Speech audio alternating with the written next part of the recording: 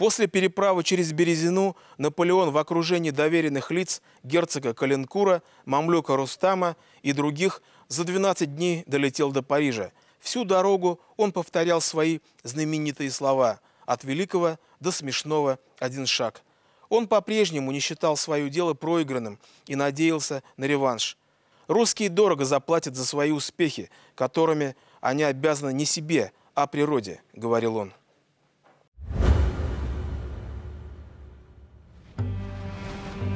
Тем временем русские войска освобождали от французов Пруссию. В конце февраля 1813 года они подошли к ее столице Берлину. Город оборонял маршал Ажеро, имевший под рукой 6 тысяч солдат и 40 пушек.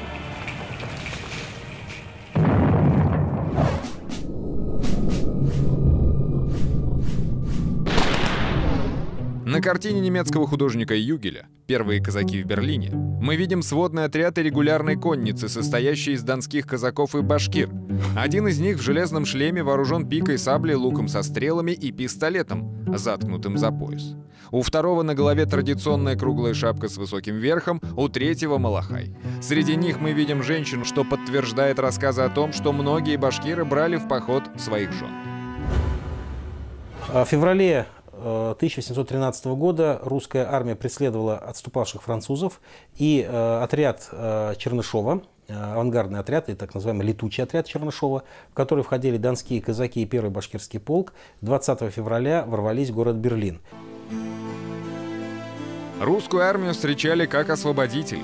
Повсюду стояли отряды волонтеров, отправлявшихся в новую прусскую армию. В составе русской армии в Европу входили, в Германию в первую очередь, башкирские полки, и шла война такой пропаганды. Наполеоновская пропаганда распространяла слухи, что в России живут страшные башкиры, что это дикие народы, что они едят обязательно детей, что они плохо поступают по отношению к женщинам, грабят население.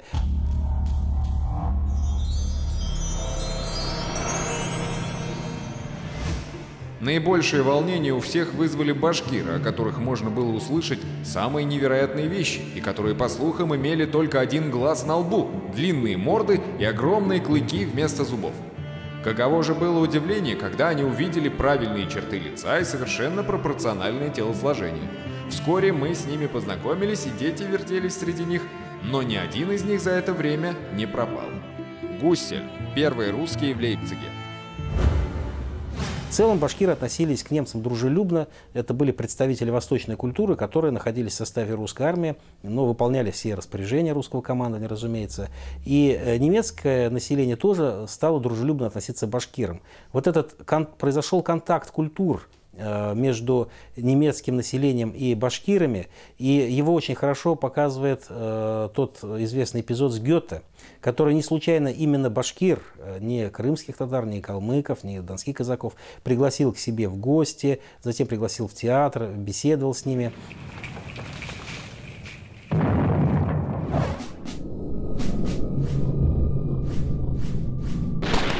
На рисунке Клюхбейля «Первый башкир» изображен неизвестный нам военнослужащий первого башкирского полка. Действие происходит 11 марта 1813 года на улице Унтер-ден-Линден в Берлине. Воин демонстрирует изумленным берлинцам лук со стрелами. На боку у него висит сабля, за ремень заткнут пистолет. В непринужденной обстановке происходит контакт цивилизаций. Эта идиллическая картина была лишь маленьким эпизодом на фоне кровавых событий, развернувшихся в 1813 году в Германии. После освобождения Пруссии русские и прусские войска двинулись в Саксонию. Туда же отправился с армией и Наполеон. Именно на полях Саксонии была снята основная жатва смерти в 1813 году.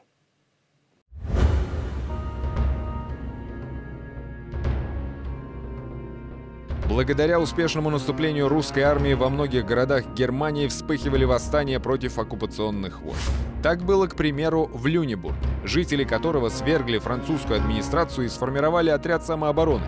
Однако вскоре мятеж был подавлен дивизией генерала Морона, который в назидание жителям решил устроить показательную экзекуцию.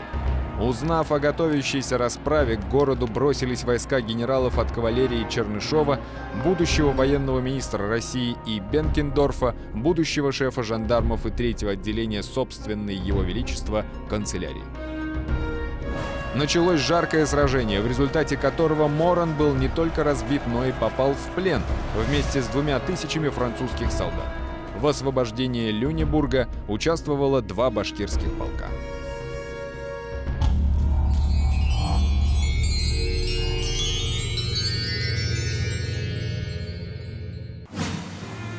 За освобождение 8 воинов 1-го башкирского полка были представлены к награде.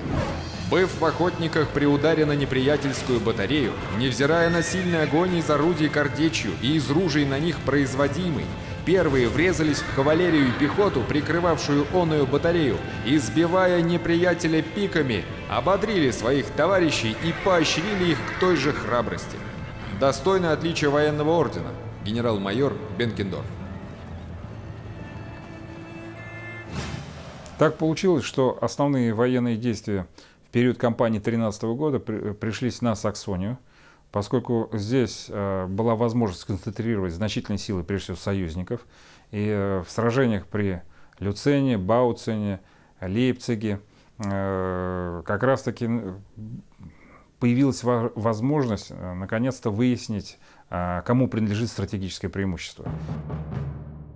В мае 1813 года Наполеон в 2 сражениях при Люцене и Бауцене наносит русско-прусским войскам поражение, доказывая, что он по-прежнему силен, а значит, исход войны далеко не очевиден. Только когда Австрия перешла на сторону союзников и объявила войну Франции, чаша весов окончательно склонилась на сторону стран шестой коалиции, что и доказала битва под Лейпцигом, именуемая в историографии также «битвой народов».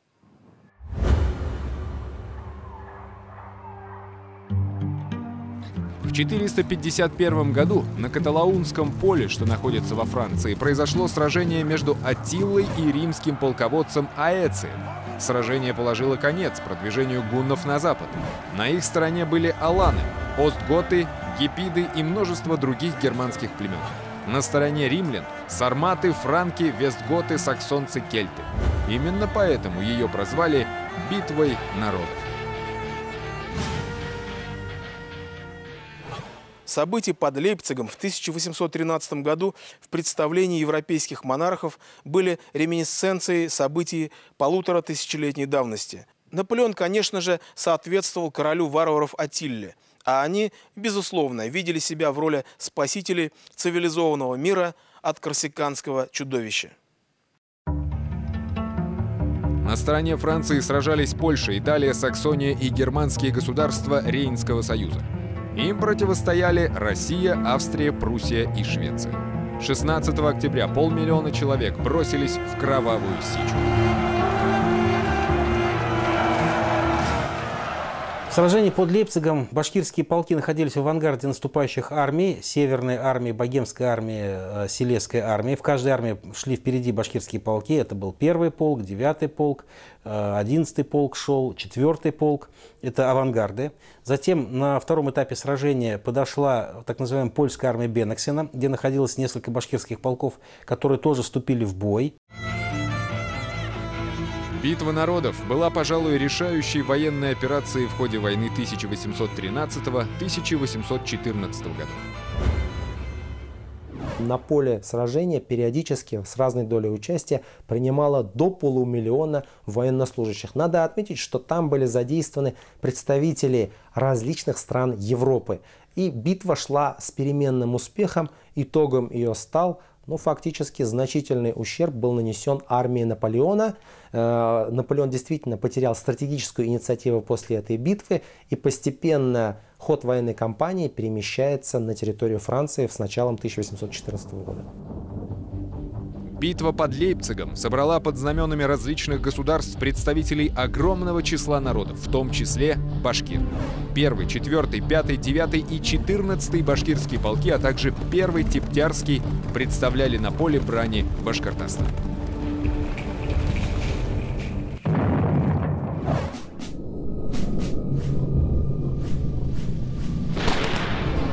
Картина Лемона зафиксировала один из эпизодов сражения под Лейпцигом. Французы спасаются бегством. Их преследуют казаки и башкиры, скачущие с пиками наперевес. Еще несколько секунд, и многие солдаты противника будут переколоты этим излюбленным оружием легкой кавалерии. В самом сражении участвовало около 5 башкирских полков в прямых боевых столкновениях. Практически каждый день, во всех сражениях шло 3 дня, каждый день башкиры участвовали в боевых действиях. И впоследствии, когда французы отступали от Лейпцига, их преследовали опять-таки башкирские полки, которые шли в авангарде наступающих армий. Это 1-й полк и 9-й полк в первую очередь. Кстати, в самом Лейпциге один башкирский полк остался на комендантскую службу. И немцы сохранили память о башкирах. В музее хранится одежда башкирского воина, артефакты участия башкир в этом сражении. Сохраняется башкирская могила, могила башкирского воина, который был ранен и умер, похоронен там. И немцы свято чтут память о башкирах, участниках этого сражения. За проявленное мужество и отвагу многие башкирские воины были награждены правительственными наградами.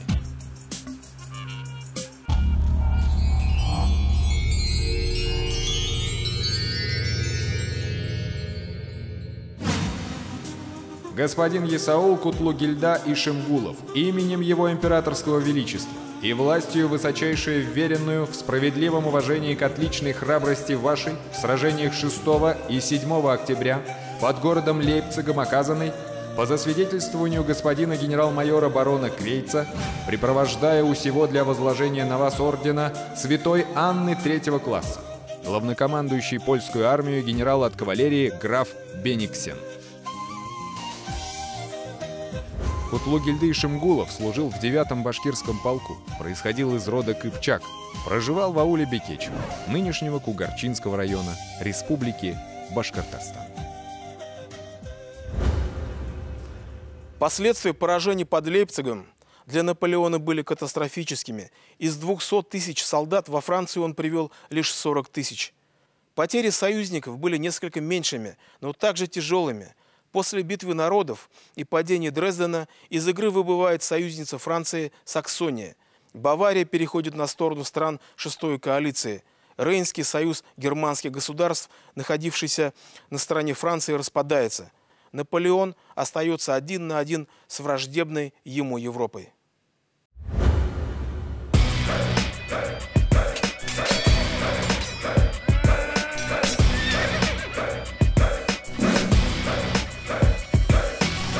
Вспомним названия рек германских, чьи воды поили лошадей башкирской породы, и городов, встречавших башкирских частей и принимавших их как дорогих гостей. Брали башкиры город Эрфурт, что в Тюрингии, тогда далеко еще было до Лотарингии. Брали Дрезден, Глагау и Люнебург, долго осаждали город Гамбург. По гамбургскому счету били врага, переплыли Одер и Эльбу, получили ордена.